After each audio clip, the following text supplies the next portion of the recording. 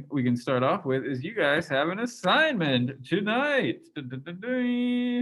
Are you ready to write your forum post?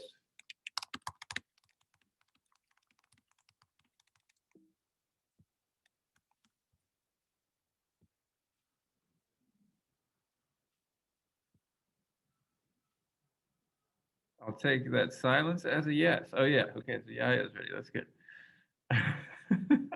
Very good. So yeah, it's pretty straightforward. I gave you a podcast. We've talked about Buddhism for about a week and a half. Now let's do something with it. We can hit the link if you'd like, but I basically lay it out for you in the slide. It's everything is sort of as usual. Lauren saving the day, as I mentioned. People in the chat say they like it better when they have my full attention, though. So it's I guess you guys will have to share me. That's all. That's all we can do these days. Share the attention. So we're talking. Let me get the screen going. We're talking about forum posts over here. Welcome. Come on in, everybody. I'll dim the lights to make this more legible. Okay, so where were we? Yeah, so we got a podcast. It's the same group as last time. It's my former professor, Curtis Schaefer, also Martha Halverson Taylor, both from the Religious Studies Department at the University of Virginia. They interviewed Duncan Williams, who wrote a book about Japanese Buddhism in America, focusing on this figure, Nyogen Senzaki. I recognize that his first name might be hard for you guys to say, but this name, it should be very easy for you to say. So if you want to just call him one name, you can call him Senzaki. If you want to be respectful, you can call him Master Senzaki. That's sort of a nice combination of words. He's a Zen priest, right? And you can see his dates here, 1876 to 1958. So he lived during an important time in world history, right? What sort of big events happened during his lifetime? World War II, that's the big one, right? And that's sort of toward the end of his life. He would have been, a mature adult at that time. World War I also happened during his life. That I think had less direct impact on him. But Japan was a growing power during this period, right? That's why they were such a threat to America, to sort of speak from the American narrative. They were a threat to America in World War II. As you know, Americans dropped the bomb on Japan, not once, but twice, right? Hiroshima and Nagasaki. So again, crazy time that he was living through. And, we'll get into sort of his side of the experience, right? What does it mean to be Japanese in America during World War II, and more specifically, what does it mean to be Buddhist, right? A Japanese Buddhist in America during World War II. Very good. Okay, so we had the podcast about him. We had the reading about Buddhism, tying it all together. Hello, John. Welcome to class. So any questions off the bat? Are you clear on what I'm asking you to do? Forum posts? Yeah, so it's the podcast that says a lotus blossoms. Yeah. Yeah, so it's just under whatever week this is. I think it's week 9. Let's see, week 9. So you go down to week 9. And there's the podcast. So you can either hit the link and you can go to the Virginia website and enjoy that, right? Or I even gave you these links, right? You can download the transcript. You can download the podcast. This is an MP3. You can download it to your phone and listen to it whenever you want. You don't even have to stream it. So lots of resources here. Again, the transcript is here. So if you like words more than sounds, you can do this. Although I do encourage you to listen to it because it's there, right? You guys ever listen to stuff? Books on tape, podcasts, that kind of thing? We live in a time where we're all busy and our you're good, John. Where you're busy and your attention is split all over the place. Like when somebody reads something out, I love listening to stuff, sometimes it's hard to pay attention the whole time. So you can do them both, right? You listen to it, get a general impression, then look back at the transcript. That's what I would do to prepare for this. And it's pretty short. I think it's only 20-something minutes. Let's see. 26:55. So yeah, not even a whole half hour, right? So pretty simple, pretty quick. The writing assignment is pretty short. It's only like a paragraph, maybe two. Pick a poem. And so part of the trick will be finding a poem that you can understand, right? And then explaining it. So that's what we're going to do today. I'm going to give you a chance to kind of practice for your assignment even. Okay, other questions?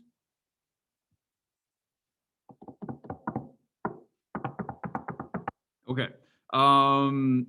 What we covered last time, and it was a little quick because I did one pre-recorded lecture and I did want to go over that material with you, so we had to backtrack a little bit, but I think we mostly caught up. Four Noble Truths, and these are not simple ideas, right? So hopefully you've been kind of keeping up because, again, I'm here to teach. It would be hard to teach these things to yourself. I know you're all very smart and capable and feel like YouTube can show you everything you need to know. But as you've probably learned, my exams are not built around YouTube, right? They're built around the sources that I give to you. And so if you don't know the sources I give to you, you will be in trouble. And when I discover that you're copying and pasting from other websites like I did on the last exam, again, you lose my trust. And my trust is very fragile. I'm a very sensitive, fragile person. And if you lose my trust, I have no reason to show you any mercy. Okay, so Buddha's major realization, that everything's composed of parts. Sort of a weird way of putting it. I didn't quite put it that way, but we are composed of parts. Would you guys agree? Are you guys composed of parts? Chat, are you composed of parts?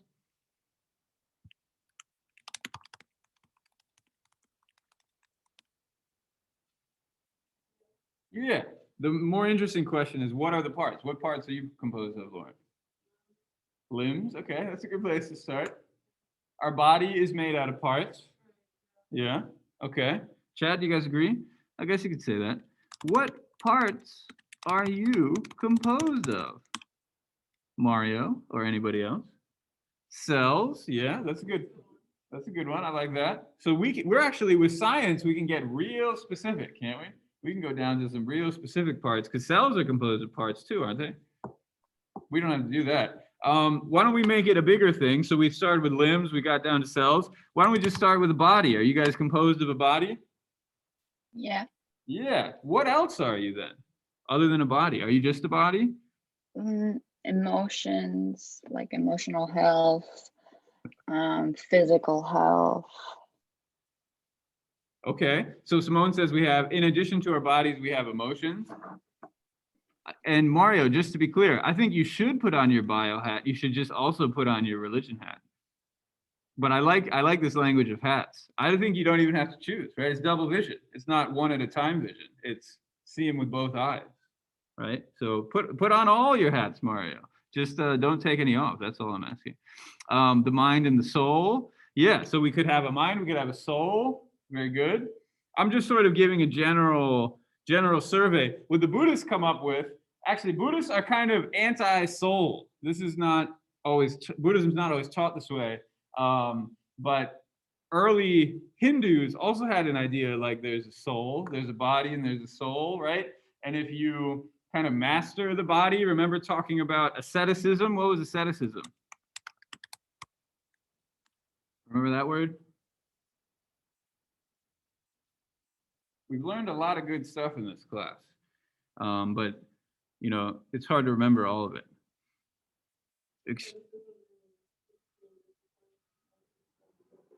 Yes, very good. So it's extreme discipline. And to be clear, it's not necessarily just the removal of suffering. Some people might try to do it in order to deal with suffering. And if you put the soul in the equation, what does it mean? Is you're focusing on your soul instead of your body. Can you see that? Right? You kind of neglect your body because you think, all right, my body's going to decay and go away one day. This is a fact, right? This was the fact that disturbed the Buddha so much.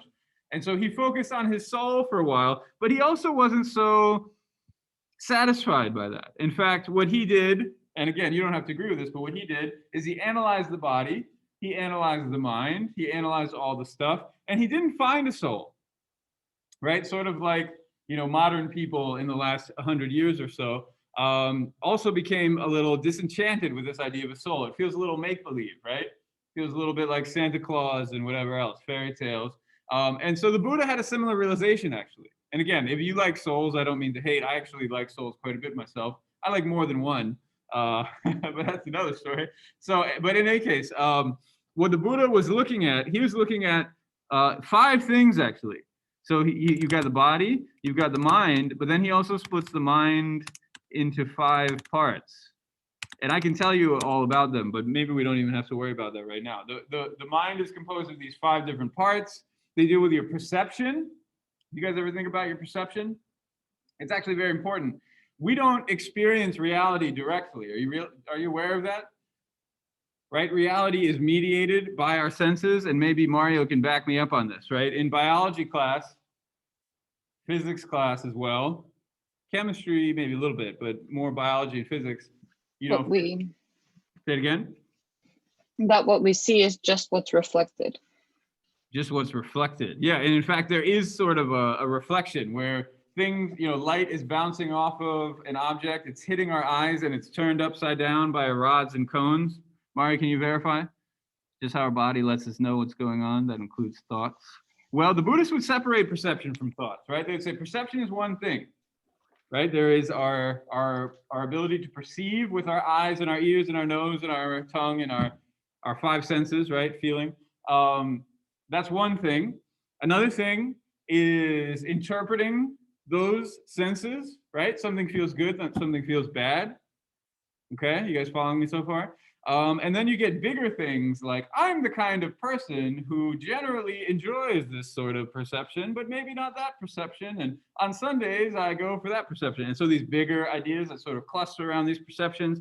And then beyond that, there's something called consciousness. You guys have consciousness? I would hope so. Chat, you guys all conscious? Prove it to me. Yes, we're Okay. here. All right, Simone is conscious. Mario looks conscious. Most of the time he's conscious. That's good. Yeah, so what is consciousness? That is kind of the background, right? It's the clear space where thoughts arise and disappear. And so we'll talk about meditation. A lot of meditation is sort of trying to focus your consciousness, focus on your consciousness. Simone? Professor? Sorry. Go ahead. What did you mean when you said they're anti-soul? Like what? Yeah, why is the Buddha anti-soul? Well, his whole thing is he can't find a soul. He sat down and he meditated. He was looking for it. All his friends, those other ascetics in the woods, they're like, yeah, just focus on your soul, bro, and then you'll be fine. Focus on your soul instead of focusing on your body. And it's basically like holding on to this good thing instead of sort of looking at what is really going on. And the Buddha was dissatisfied that. The Buddha said, we need to look at what is really going on. We need to see, right? And again, Mario, put on your scientist hat. Scientists like this kind of thing, right? Seeing things as they really are. But instead of using a microscope, he was using his mind, right? He was exploring himself through meditation and thinking about what is there. And when he looked for it, he did not find a soul. He did not find a self. Sometimes it's called a self with a capital S. But I think it's better to think about it as a soul. Basically like some sort of solid sense of being, this core being, my essential self, my essential soul, the real Bill. Will the real Bill please stand up, right? The core sense of being. He's basically saying what I really am is this conglomerate of parts. I'm all these parts that came together, but there's no like Bill mayonnaise that sort of lets it all stick together. And so this is called basically non-self, is the technical term for it. It shows up in the reading. In Sanskrit, it's called Atman. There's a lot of philosophers talk about this kind of thing. I'm trying to present it in a very straightforward way. So he comes up with this theory that not just ourselves, but all things are composed of parts, but yeah, including ourselves, and will therefore decay into those parts. Right? And we did talk about that, didn't we? His final words, remember his final words? As he was lying there dying, he basically said everything is impermanent. Remember impermanent? So this was a big realization of the Buddha, is how do things come together? How do things fall apart? And why does that matter for us? Why does impermanence matter for us? Why does he care about impermanence? What does that have to do with his bigger story, his bigger adventure?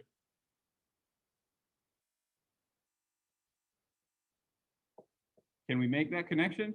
Remember he had the 4 sights? What were the 4 sights all about? You don't have to list them off, but what was the point of that? We spent a lot of time on that. That'd be a great thing to put on an exam. He saw suffering. Yeah, so what does impermanence have to do with suffering? Can we link those together?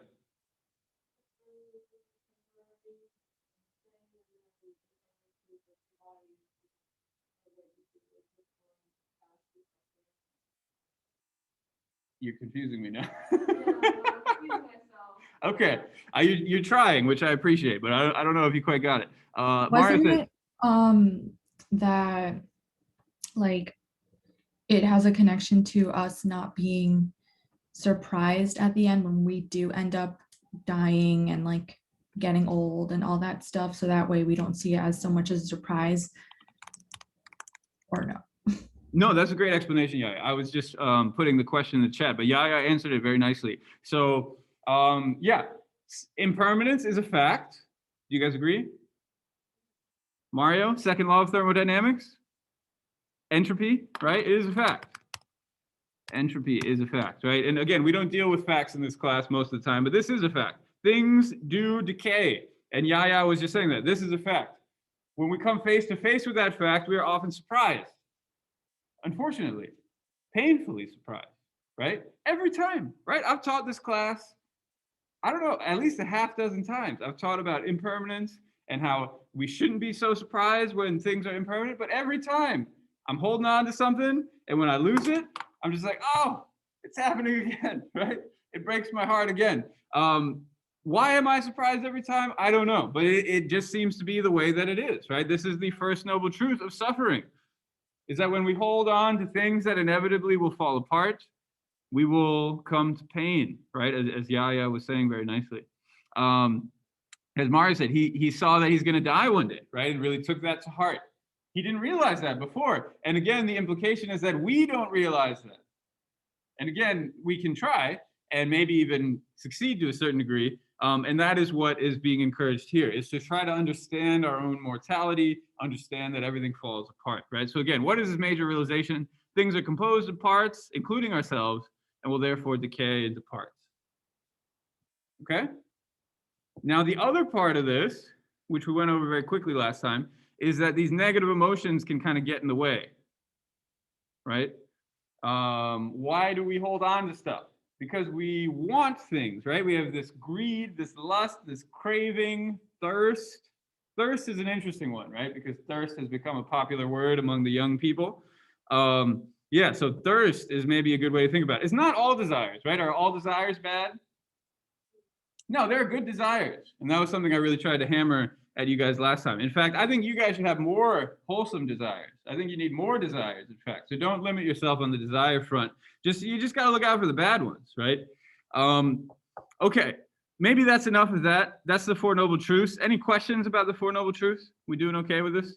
Again, pretty complicated philosophical idea. There's a whole lot more I could say about it, but I think what I just gave you today in combination with last time is a pretty good summary, right? Things are impermanent. Wait. Okay, good. You guys still hear me, right? Okay, we suffer because things are impermanent and yet we hold on to them, right? We lust for them. We are greedy over them. We get angry at them. All of these things. We don't understand them, right? Our understanding of reality is obscured, and therefore we suffer. But the good news is we can bring this to an end. Hey, this is my speaker. Is not all right. Let me check this. Check my speaker. Output internal speaker. Somebody please talk for me. Simone or somebody, can you talk? Oh, the speaker's not going. Can you try again? Let me change this one more time. Oh, something weird is happening. I don't know how to deal with this. Maybe we can switch to the room speaker. 3353. All right, somebody talk, please. Yo. Hey, all right, that works. Okay, so I don't know what the hell's going on, but let's just keep this. Okay, so technical difficulty, I apologize. Yeah, so anyways, upshot is there is something we can do about it, right? There is a way to end this suffering. That's what's being promised, at least. This is where the religion part comes in, right? You got to sort of believe in this. There's not something the Buddha can do to prove this other than show you himself, right? And he's gone. So, you got to kind of trust and have faith in this part. And then he argues there's a path to achieve this. Now, as we move in, any questions about this? We're all good on that? Okay, as we move into the greater vehicle, and if we want to actually get to Senzaki, we got to do this very quickly. Maybe, this is tricky because there's a lot of things to talk about. As we move into this greater vehicle, that path to enlightenment gets sort of expanded. We talked, I think we didn't even really quite get into it. So let's start with the Bodhisattva, shall we? I'm going to draw on the board. Did we talk about this word yet? Bodhisattva? I don't think so, right? Okay. So let's put our listening hats on now. So usually in early Buddhism, you got the Buddha up here. He's all enlightened and everything, like I was just talking about. Then you got us down here, and there's a big gap in between, right?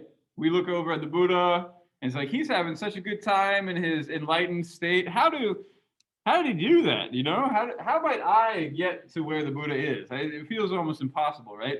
But with this greater vehicle, it makes the promise that you too can become enlightened, right? And so this is very appealing to a lot of people, right? Rather than saying,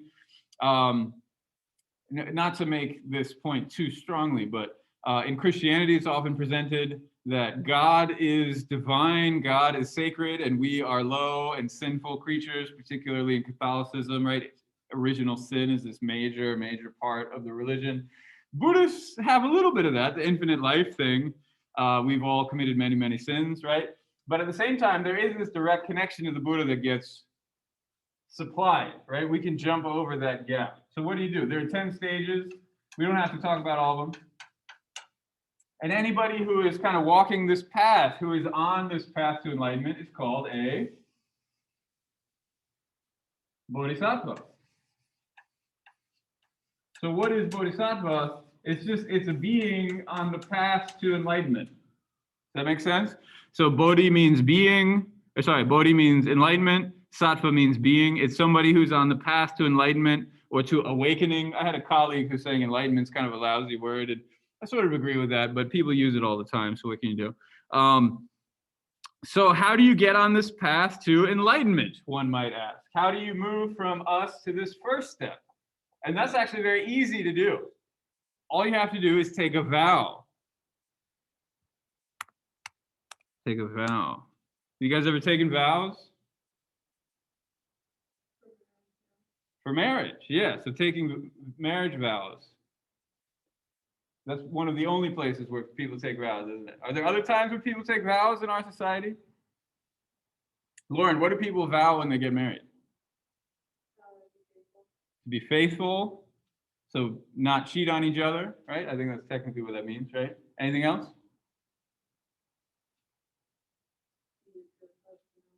That's right. In sickness and in health, rich and poor, right? When you think about these words, they're actually quite profound. Have you guys ever thought about this sort of thing? It's very different than I'll stay with you as long as convenient for me, right? It's actually you're making a commitment to somebody. And we've talked about marriage a lot before. Actually, maybe I've even given you this little rant before. I've given this rant for many different classes. But this idea that let's say I get sick, let's say I get married, we have a nice relationship, and then I get sick, and all of a sudden I'm not so fun to hang out with anymore, and maybe my wife has to wipe my ass or something every time I go to the bathroom. Is that going to be fun? Is that going to be nice? No, but no, absolutely not. It's not going to be nice at all, right? But we made a vow. Dang it, right? We made a vow that we're going to take care of each other. And the implication is if she gets sick, I will wipe her ass for her. So that's love, my friends. We talked about love before. That's love. And so anyways, coming back to this, bodhisattvas make a vow. What is the vow? A vow to save all beings from suffering. It's a compassionate vow. That's probably a word you've heard before, compassionate. compassion is not the same as passion. What does compassion mean?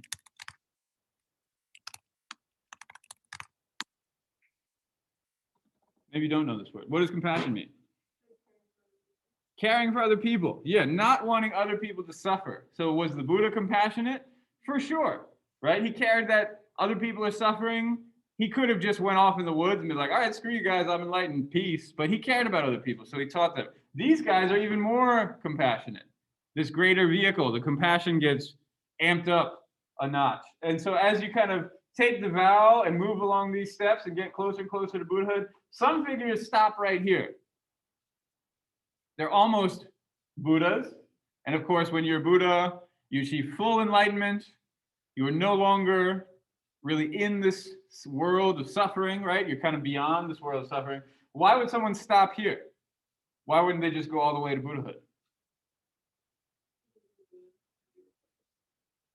Okay. The Buddha can't be replaced. For the greater vehicle, there are many Buddhas. So you're right, for some early Buddhists, there's only one Buddha, but for later Buddhism, there are tons of Buddhas. And in fact, some people talk about like in the pore under my little body hair, there are infinite worlds all filled with Buddhas, right? It gets all very trippy. Like our usual expectations for how reality and time work and all that stuff goes out the window. And so whereas early Buddhists would say there's one Buddha, later Buddhists would say, oh yeah, so many Buddhas, like more Buddhas than you can even imagine. So that's not a problem. Why would the Bodhisattva stop here? What can they do as a Bodhisattva that maybe the Buddha can't?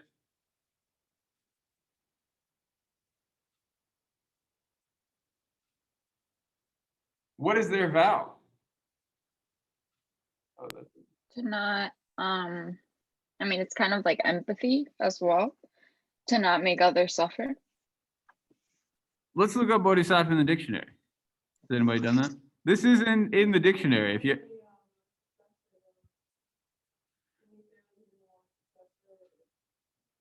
a person who is able to reach nirvana, but delays doing so out of compassion in order to save suffering beings.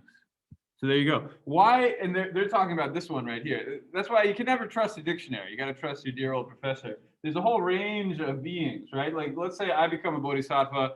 I'm a little twerp, right? Who am I going to save? I'm just some random guy. But once you get all the way up here, you become like a boss, right? You become super strong and understanding wise. You're able to help people in very creative and amazing ways, right? Why don't they go all the way to Buddhahood? It's because they can help people more by staying here. They're not in any hurry. It's not about them, right? Who's it about? It's about everybody else, okay? Altruism is maybe another word. Have you heard of altruism before? You heard of somebody dying for everybody else's sins before? Yeah, it's very similar to the sort of ethics that come up in Christianity. And that's why this kind of Buddhism actually became very popular for a time. This idea of a compassionate bodhisattva. This word compassion sort of became redefined in a Buddhist context sometime during my life. When I was younger, nobody ever used this word compassion. It's very rare. Now we have entire programs at hospitals about compassionate care initiatives that are secretly informed by Buddhist ethics, I would argue. And so this is what it's all about. You're achieving enlightenment, yes. To end suffering, yes. For yourself, yes. But also for all sentient beings. Okay, is that pretty clear?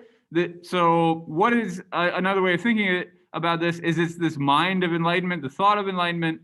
This is from Kyon. It's the motivation to become a bodhisattva in order to save others, right? So by developing this mind of enlightenment, you get on this path, you become a bodhisattva, and you try to save all sentient beings. Okay, questions about that? Bodhisattva, is that pretty clear?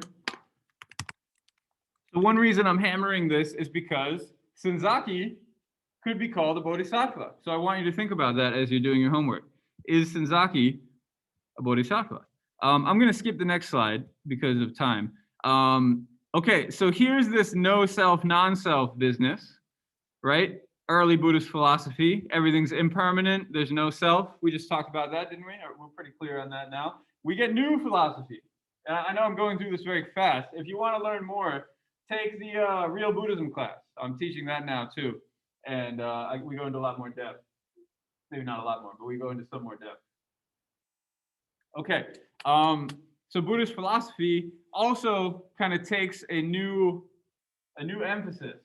They talk about wisdom. So we were just talking about compassion a moment ago. This is wisdom. So what is Buddhist wisdom all about? It's how do you look at reality, right?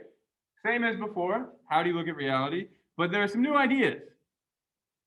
There's this middle way philosophy, right? And we've talked about middle way before, haven't we? Middle way between two extremes. One of the extremes we already talked about, asceticism, remember that? What's the other extreme? Overindulgence, yeah. Between extreme asceticism, extreme indulgence. It's kind of an ethical point of view. Would you guys agree with me, right? How should you live your life? How should you approach the world? You don't want too much discipline. You don't want too much indulgence. Something in between. A little bit of indulgence, a little bit of discipline. It'll go a long way, right? And so that's something we focus on. Now we have a new middle way between two new extremes. One extreme is thinking that things just are as they appear, which frankly is how we usually live our lives. One way of putting it, I think on the slide here, is just thinking about existence. Things just exist. They just exist in the way they appear to exist. Another way of thinking about this isn't a great word, but it'll have to do. Absolutism. Things are just as they appear. Things exist absolutely. I'm just me. I'm just the handsome devil that I see in the mirror every morning. But of course, as we've already discussed, that's not entirely true. Because, for example, if that were entirely true, if I just exist the way I appear to exist, I would never change. But does my appearance change? Constantly. It's constantly changing. Again, we talked about looking at old pictures from 10 years ago. You look different. I look different. I'm still very handsome, but just a different kind of handsome, right? So this is untrue, right? I think we can all get on board with this, right? Even though we often exist in this way, that things just are as they appear, it's actually false. That is not true. The other side of the equation, maybe you can guess, is non-existence.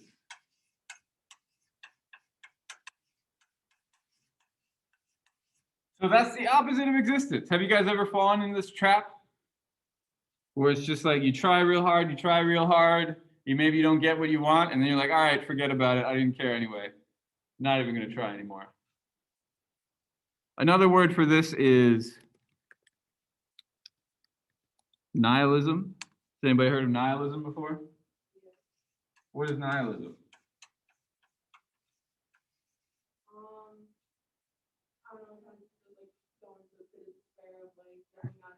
Yeah, pit of despair that nothing matters. Exactly. Chat, you guys know about nihilism? I've heard of it, but I don't really remember. Yeah. So a good way to think about it is the root word is nihil. So that's a Latin word. Nihil. You could pronounce it nihilism, but the proper way to pronounce it is nihilism. Nihil, what does nihil mean? Is nothing. It means nothing. It's nothing-ism. And so Lauren said, maybe you could hear her, she said it's like this pit of despair sort of feeling, where it's just like, oh, nothing even matters. Nothing I do even matters, right? And it kind of, I would argue, is associated with depression. It's just feeling like, oh, nothing matters. I'm so tired. I don't want to even be here. Just give me a cup of coffee and a cigarette, right? For some reason, that makes me think of cups of coffee and cigarettes. And there's some truth to this too, right? We often kind of bounce between these two things, just like binging, indulging, and then fasting and asceticism. We often bounce between these two things too. Things really matter and they really exist, or they just don't matter and they don't exist, right? And we kind of go back and forth. The Buddhists, again, are saying, let's take a middle way. You might be wondering, what does that even look like? One way it looks, kind of on this more nihilism side, is something called emptiness, where you can take the difficulties of your life and kind of break it down. It's a tool, right? I'm offering you a tool. And you can think, you know what? I know my life looks kind of crappy right now. I'm trapped in my little dorm room. Let's say I'm in quarantine and they're giving me some horrible sandwich for lunch every day? Has anybody been in quarantine and eaten the horrible sandwich for lunch every day? I've heard that quarantine is terrible. Thankfully, no. But Like- quarantine in general is really, really bad. Yeah, so I'm told. That's true. We can just keep it general about quarantine. I see some people saying, "Yep, it sucks." Yeah, exactly. If they even feed you, right? If you're lucky, yeah. So we can agree that that situation sucks, but you can break it down, right? You can break it down into parts and think, well, at least I got shelter.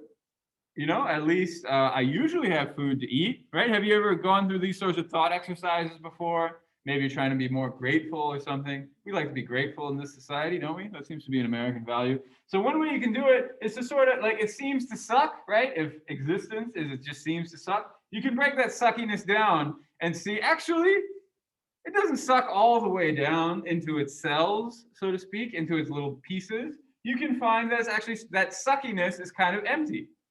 You follow me? You can break suckiness down and you can find that actually this is sort of empty. And that's a useful tool. Because, when you're overwhelmed by suckiness, when life is getting you down, it's useful to be able to jump from here in this direction. Often what happens is you jump all the way from here to here and then nothing exists. And that, as we said, is a bit of a hole. But what the Buddhists are saying, this is a tool. You can pull it in this direction, take it apart a little bit, and then sort of sit there, right? You don't have to take it apart all the way. Just take it apart into other parts and see the other parts. And actually life gets a bit more chill when you're able to do that. I imagine you guys already know how to do this to a certain degree. The Buddhists call it emptiness. It's basically saying that the true status of phenomena, something midway between existence and non-existence, absence of inherent existence, so that suckiness does not exist inherently, right? It doesn't exist absolutely. It exists relatively, relative to all of its parts. So if you look at its parts, you can kind of take the suckiness apart. How does that sound? Emptiness? Okay. The other side of this. I think that there's a very dangerous thing about that, though. Okay. Is that I've seen a lot of people, and like my friends, for example, if they'll get stressed about small things and they'll be like, I don't know why I'm so stressed about this, or I don't know about why this matters so much to me, or why I feel so bad, because other people have it way worse than me. And a lot of times, a lot of that can just lead to people invalidating their own feelings. So, but there is also, that's true. One thing is being grateful and I don't know, I guess being more aware, or almost meditating about all the things that you have, or the things that you're happy about, which is different from invalidating your own feelings by saying other people have it way worse. I don't know why I'm suffering, because in the end, it's not a competition, That's a great point, Simone. And so one thing I'll just say very quickly, I guess first of all, is I'm not a therapist. I do want to, I do want to give you guys tools to deal with your suffering, because frankly, why not? we're in it right now. So why don't we try some stuff? And I think to address the point that Simone's making is we got to sort of backtrack, is go back to this First Noble Truth, right? This Buddhism stuff builds on top of itself. You got to recognize suffering, right? And so if you are suffering, there's a tendency to kind of mask it in the way that Simone was describing. And again, I think this is something we all learn how to do. I don't know how we learn it, but we do learn how to do it, where it's just okay, la, la, la, la, I'm not going to pay attention to suffering and maybe it'll go away. La, la, la, la, I won't pay attention to COVID. It'll just go away, something like that. And one way we do that is by focusing on others. It's okay, people somewhere else are suffering much worse than I am. Then I won't feel my suffering and I just won't pay attention to it. For Buddhists, it starts with those sights. You got to see, you got to feel the pain, right? And don't push it out. You got to let it be. You got to sit with it, right? That is the beginning. But that being said, once you are sitting with it, you can take it apart. It's not a useless tool. So I think there's a fine distinction we're making. I love that Simone is thinking about this so deeply. There's a danger to sort of mask a feeling with these reflections, but there's also an ability to take it apart. Quite literally, let's say I get stabbed in the hand. All right, I'll give you a very good one. I got a COVID shot the other day, right? And they suck. It sucks to get COVID shots, right? And something to say again. They burn. Yeah, did you get one? Yeah. So I think I've complained about it, so I'll try to limit my complaints. But my second one was not nearly as bad as my first one. But because my first one was so bad, I was nervous. I was really nervous. I was scared. And I'm a grown man. I'm not happy about being scared about shots, right? But it was so bad the first time, I was scared to get it. I had to be sort of brave. And one way you can be brave is to take your fear and think, what am I even afraid of?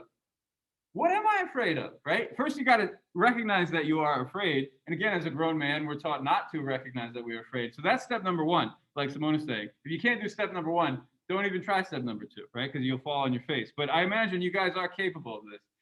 See your fear, see your pain, feel it, let it in. That's step number one. You got to be brave, right? Accept the pain, accept the fear. It's there, recognize it. Then step number two, you can analyze it and think, why am I afraid? What am I afraid of? Am I afraid that my arm is going to fall off? Am I afraid that my arm will swell up and hurt? Well, yeah, I am afraid of that. And yeah, that'll suck, but it'll also sort of go away. It's not going to, I hope that no one has had their arms amputated because of COVID. So I don't think there'll be some sort of permanent damage, right? It'll be bad, maybe even for a few days. When I type, and this did happen, when I type, I'll feel the pulse in my arm and realize like, oh crap, I shouldn't be putting my arm up like this. So I won't be able to type as much for a few days. Is that really so bad? It's not so bad, right? It's not so bad. So what am I afraid of? What exactly am I afraid of? And as you look for the fear, it does sort of disappear, right? That sort of scared little boy inside of me who doesn't want to get a shot. Maybe there's some Freudian thing going on. That also begins to sort of fade away, right? And so emptiness, it is a tool. I'm not saying it's the only tool, but it is a tool, and it's a useful tool if you know how to do it. But as Simone said, if you don't know how to do it, you're just going to end up denying reality. And as we said from the top, that's not what Buddhism's all about. Okay, so this is one tool. Is basically taking things apart, okay? Taking them into parts, seeing what they're composed of. And it is useful. There's another tool. I guess before we move on, though, other questions about this? I like this conversation. This is good. You can build things back up, though. And this, again, is where religion comes in. And this is where religion becomes most interesting, is you can be creative, right? This is sort of reductive. You're reducing things down to their parts. But you can also be creative and create what I would call an enlightened world around you. Kyun actually seems to like this side of things. He doesn't get into Buddha nature. Take my class and we can talk more about Buddha nature. Kyon's a very good book. It's not a perfect book. It's a very good book. So the closest thing I could find is he has this bit about the transcendent body of the Buddha, that the Buddha is conceived of as identical with ultimate truth, that the Buddha is reality itself. Have you ever heard of something like this in a religion? That some sort of divine transcendent force is behind all of reality? Is that a familiar concept? Yes? Catholic school, anyone? God? Religion? Say it again. Isn't that all religion? Like all religion has a divine force that just created the universe and all of that. I think those of us, and I love how Yaya added God right there, at God. So Isa, I like the way you put that. Isn't that all religions? And the answer is no, it is not. The Buddhists say the world is all messed up, in fact. The early Buddhists, they say everything's impermanent, everything is suffering. What sort of God would create this world? It's not only the Buddhists, the nihilists say that sort of thing too. Later Buddhists come in though, and then they come back and spit the same game that you're describing. It's a nice game, right? It's to say that the world is pretty good and that behind all of the suffering, there's some kind of enlightenment. You just have to peel it back and find it. So we can put a line here and call it Buddha nature. And that's what this is describing. And so there's a bit of a push and pull, right? When life is getting you down, you can, again, see it, because just like Simone warned us, if you don't see it, you're just playing yourself. But if you see it, you can begin to take it apart, understand it, see what is creating the suffering for you, and see through the suffering itself, see through the fear itself. once you dissolve things, you can also build it back up again. With enlightenment from the Buddhist perspective, with divinity from the Christian perspective, with God, right? Say that it is a test. Is that a familiar term? We're all being tested. Very faithful people, like the book of Job, can do that, right? Can say all of this suffering, it's just a test. My faith will help me get through. Weaker people, people with less faith than Job, and of course he's a very remarkable figure, their faith might crack under the pressure, right? And so people see it as this test. Buddhists don't see it as a test. Buddhists just say it's empty, but you can also build it back as sort of this enlightened experience if you look at it the right way. It's a matter of seeing, it's a matter of perceiving. Because again, we don't perceive reality directly. That's how we started this class, didn't we? And because we don't perceive reality directly, well, there's all sorts of room for reinterpretation about what reality really is. It could be on this side of things, it's more empty than anything else, or it could be on this side of things, it's more full. And what is it full of? Again, enlightenment. That's what people start to argue for. Now, you might be thinking, but Bill, how could there be multiple interpretations of reality itself? That goes against scientific truths. And I would say, you're right. It's religion class, right? And one way you could think about it is skillful adaptations. And again, this is in the reading, it's in the podcast. Some people look at the world as pretty solid. And again, I think that's most of us. Things are pretty solid. And so to those people, the Buddha might teach about emptiness to help kind of break it into pieces a bit more. For some people, the world is already empty. It's already nothing, right? And people are lost in their nothingness. To those people, the Buddha might teach Buddha nature and kind of put stuff back together again and say how things come together. So you move in this direction, things are coming apart. You move in this direction, they're going back together. But we're not all starting in the same place. And again, I think this is something very valuable and helpful about this, is teaching is built upon where the students are at. Now, it's hard for me to know where you guys are at because, you know, we got a hybrid teaching model separating us, but yeah, I do my best. I'm no Buddha though. So these are the tools that this kind of later development of Buddhism gives us. And in our last 20 or so minutes of class, we can try them out. How does that sound? Questions about this slide? Questions about this other side of Buddhist philosophy, trying to build things up again? How's that sound? Okay. I know I went through that kind of fast, but you know we'll return to these and you can kind of work through them. All right. So again, now we got this Buddhist priest. We've got all this Buddhist philosophy. Let's let the rubber hit the road, right? We got some suffering. Like we said, he lived during World War II. He came to the United States much earlier, right? 50 years of his life, 52 years. He was in the United States. He was an immigrant, for sure, but he was also an American. And there were other people like him who came even earlier, who were second, third, I don't know about fourth, but there were multi-generations, many generations of Japanese Americans in America by the time FDR made the declaration that all Japanese Americans need to go to internment camps. Have you guys heard this story before? WWII Japanese internment camps.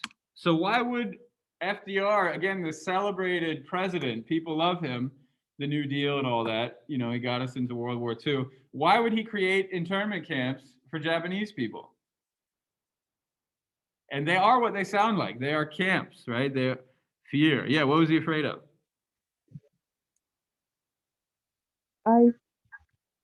I think he put out propaganda saying that there was a chance that Japanese people in America were relaying information back to mainland Japan. So it was also to boost support for the war, I guess. Exactly. So Pearl Harbor, right? When was Pearl Harbor? December 7th, 1941, a day that will live in infamy. After Pearl Harbor, just like Ista said, FDR is trying to boost support for the war effort, try to get America involved in the war. And like Mario got us started with, thinking that anybody who's Japanese might be a spy, even multi-generational Japanese, right? It'd be like saying all the Germans should be rounded up and put in camps because they might be spies for Germany. That did not happen. There were things sort of similar, but not nearly as racist as this. And let's just call it what it is. This is racism, right? This is white supremacy. We could use our language of caste, how they are not in the white caste. Remember we talked about that? Call it what you will. It's racism, right? That's the only way to explain it. The only thing these people did wrong is to be Japanese. And America is better than that, right? It's the same sort of Asian hate that spurred on a horrible mass shooting. How many days ago? Like 10 days ago, right? It's the same reason that old Asian people are getting pushed over on the street. Racism, right? Racism, particularly against Asians, specifically against Asians. And so we see that happening in World War II as well. It's nothing new. What's happening now was happening then. Now, we're going to look at the life of one particular person, Master Senzaki, facing this same racism, facing the same hate, and think about the Buddhist skills that he used to work through them. So here are the skills. We just went through all of these things, actually. Look at us. So that's the list of skills. I'm going to turn it over to you for, it's probably more like 15 minutes because you got to write about this tonight. I want to give you a chance to talk to each other. So the question I have for you is how to use Buddhism to endure his hardships. First, you'll have to talk about what his hardships are, and there's more than one. Then you can talk about the Buddhism stuff, which we just talked about. You can pull up some poetry if you want and say, hey, I'm thinking about writing about this for my paper. What are you writing about for your paper? Feel free to share, discuss. But yeah, get into it. What's going on with him? What part of Buddhism does he use? And you're going to have to think. You're going to have to interpret, right? Because he doesn't just come out and say, I am a bodhisattva, and therefore I'm doing this. But if you kind of read between the lines and you know what a bodhisattva is, you might be able to kind of work through this. So the last part that frankly moved me to tears is this story about religious freedom. I've listened to this before. I taught this last semester, but I sort of forgot about it. And, you know, I was listening to this, I was walking along, I saw American flag, and I was really moved. I was just like, oh, yes, America is better than this, right? So if you want the real sort of essential teaching, it is this question. How is this a story of religious freedom? Because it drips of oppression, but the author, and this comes at the very end of the podcast, he says this is actually a story of freedom. So yeah, here are the questions. Copy them down because I'm going to send you off into breakout rooms in a minute. Do you guys have any questions for me before I break you all up? Okay, hello everybody. How were your breakout sessions? Did you have a nice breakout session?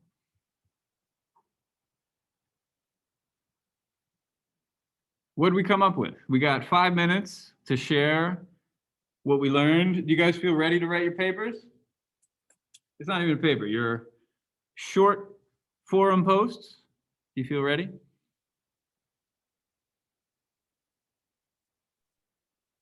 Yes, sort of. Yeah. Okay. Do We you had want a good talk. to explain what you talked about, Simone? We had talked about kind of about how, I mean, Buddhism, like I'm trying to think, it sometimes it involves what we could say is like what we have talked about before, like toxic positivity. Okay. Interesting. Toxic positivity. We kind of related it, you know, to how these things apply like today, you know, and the present day. So we spoke about, for example, the pandemic, and how before maybe we weren't so aware about all the good things that we had. Mm-hmm. Like even just going outside, seeing our friends, we kind of took it for granted. And now we value our lives and our friends' lives and our families' lives more. That's good. But also, you know, we just have to also make sure that we don't lean into this part where we start telling other people, because the pandemic is a very difficult situation, and it's our first pandemic ever, you know. and humans are not meant for isolation. But we had also talked about, for example, how some of us feel guilty when we go outside, but we Yeah. need to take care of our physical and mental health as well. Yeah. So this is all kind of just like intertwined in what we have been talking about during class as well. Isn't that a skillful topic to be teaching in a class like this? Who would have come up with something like that? Who made this syllabus? Who's responsible for this plan?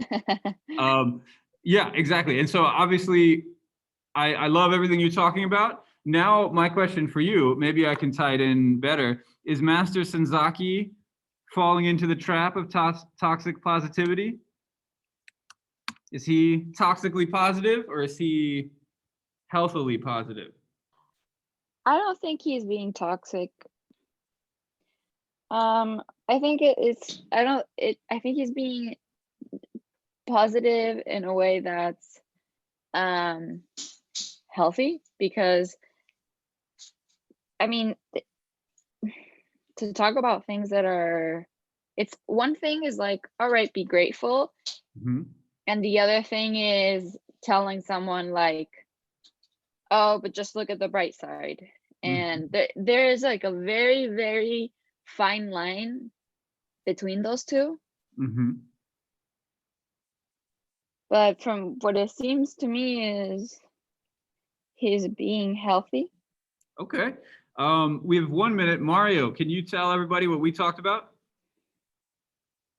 Yeah, so we talked about how the fact that he's a missionary, Mm-hmm. and he's like a modern missionary, because missionaries are kind of like an ancient thing. So Mhm. like it was cool how he like came over because his teachers saw how they were comparable, like the American culture and Buddhism, and he had to like suffer through, like he had to carry a pistol because like people attacked him and stuff, and then he got put into this internment camp. But through all the suffering, he still managed to like be able to see like the good in the world when he was talking about the sunrise, because um the Buddhist values, you have to go through suffering in order to be able to see and overcome and really see the good in the world. So he was able to, even though he was living with suffering, part of being uh true Buddhist values is to come out of that and achieve peace through that. I don't know. Excellent. Yeah, that's great. And I'm going to mute both of you now and take the mic for the last few seconds. But yeah, putting these comments together, how do we move past toxic positivity? Is we got to do what Mario was just talking about. Is you got to see the suffering. You got to see it for what it is. But then you can also see this other piece, right? Again, double vision. If you only see one at a time, you're going to get stuck. But if you see both at the same time, you see the suffering and you see the beauty. You see the barbed wire fence that you're stuck behind. You see the beautiful sunrise full of enlightenment and possibility at the same time. Something pretty amazing happens, right? Those start to reflect on each other. And then all of a sudden, the sun comes out and maybe life isn't so bad. So we're out of time. I'm going to leave it to you guys. Your task is to find this poetry. It could be this one. It could be this one. I've got slides. The whole podcast is describing this poetry. So obviously listen to the podcast. Okay, and that's it. So if you have any questions, feel free to email